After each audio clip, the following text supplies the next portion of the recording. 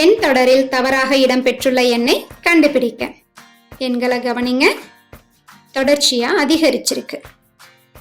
7 இதை 2ஆல பெருக்குங்க 14, அதோட ஒரு 10 கூட்டுங்க 24. சரியா அமைஞ்சிருக்கு. இதே அமைப்பு அடுத்த எண்ணை உருவாக்கவும் சரியா இருக்குமான்னு பார்க்கலாம்.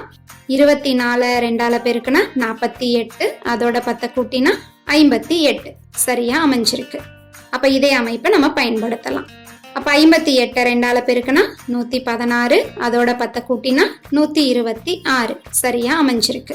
அப்ப இதன்படி 126 மீண்டும் 2ஆல பெருக்கி 10 கூட்டுங்க 262 கிடைக்குது.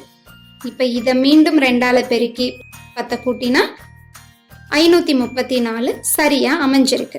அப்ப இதன்படி நமக்கு 5வது இடத்துல அமைய வேண்டிய எண் 262.